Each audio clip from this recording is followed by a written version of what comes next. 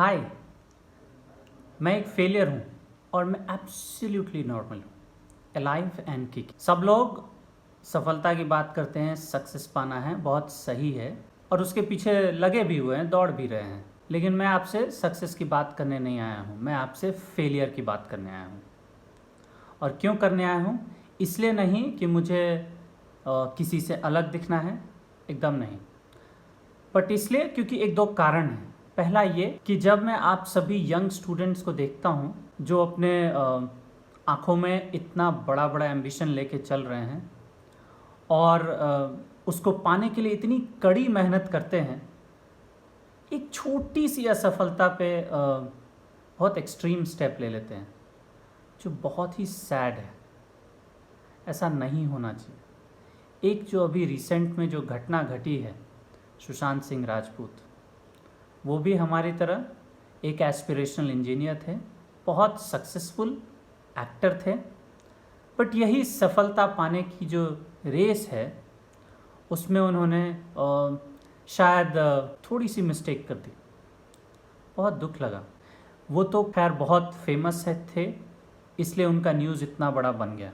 देश में हर एक साल पता नहीं कितने स्टूडेंट्स अपने एम्बिशन को पूरा करने के रास्ते में थोड़ी सी असफलता, थोड़ी सी, और बहुत ड्रास्टिक स्टेप ले लेते हैं।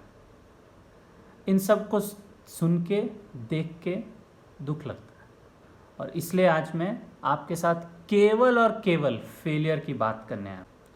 और एक और बात बता देता हूँ कि ये बात आपको जितनी जल्दी समझ में आ जाएगी ना, उतना आपकी सेहत के लिए अच्छा है। क्यों अच्छा है वो भी मैं आपको बता देता हूँ। जितना जल्दी ये बात समझ में आएगा उतना कम टेंशन होगा, और जितना कम टेंशन होगा उतना ज़्यादा सोओगे, उतनी अच्छी नींद सोओगे, और जितनी अच्छी नींद सोओगे उतने फ्रेश रहोगे और उतनी अच्छी तैयारी होगी। और जब तैयारी उतनी अच्छी होगी तो फिर रिज़ल्ट तो क्या ही कहना, सब कुछ तो तैयारी पे ही निर्भर करता है ना। एक और बात, फैक्ट बता रहा हूँ। इंडिया का जो एजुकेशन और एग्जामिनेशन सिस्टम है ना बॉस, उसमें सिलेक्शन नहीं होता है, उसमें रिजेक्शन होता है। ठीक है, तो फिर क्या करना है? उससे डिजेक्टेड हो जाना है? एकदम नहीं। तो अगर वो एक्सक्लूड करता है ये सिस्टम, तो फिर सिलेक्शन किसका होगा और कैसे होगा? सिलेक्शन तो हमें अपना करवाना है, तो कैसे होगा?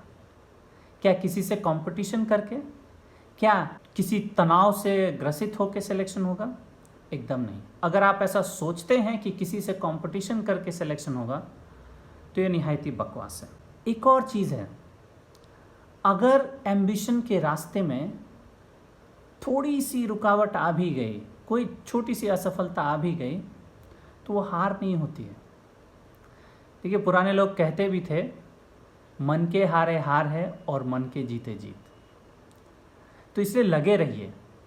और लास्ट में, वीडियो काफ़ी लंबा हो गया है तो मैं आपको एक छोटे से एनेक्डोट के साथ छोड़ जाता हूँ, काफ़ी बेहतरीन है। ये 2007 की बात है। उस समय के तत्कालीन राष्ट्रपति एपीजे अब्दुल कलाम 26 जनवरी से एक दिन पहले सुखोई 30 में पहली बार, जीवन की पहली हवाई यात्रा कर रहे थे सुखोई 30 में। उस समय उनकी उम्र 74-75 साल की होगी, एडवांस्ड एज में थे।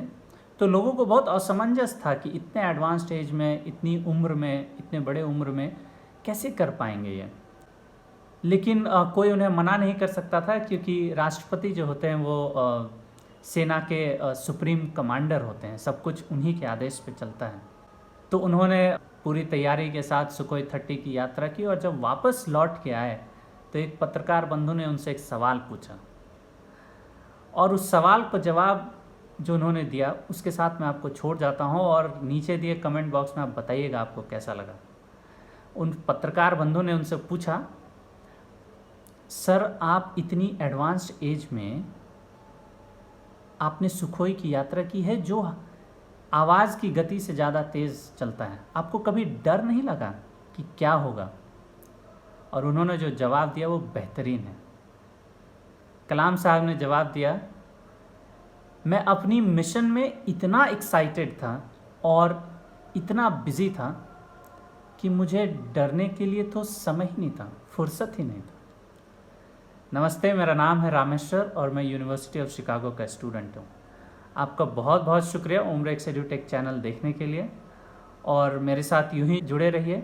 आगे भी कुछ और मैं ऐसी असफलता की बातें आपके सामने लेके आऊँगा, ताकि आप पूरे जज्बात और पूरे जुनून के साथ अपने मिशन में लगे रहें। Thank you.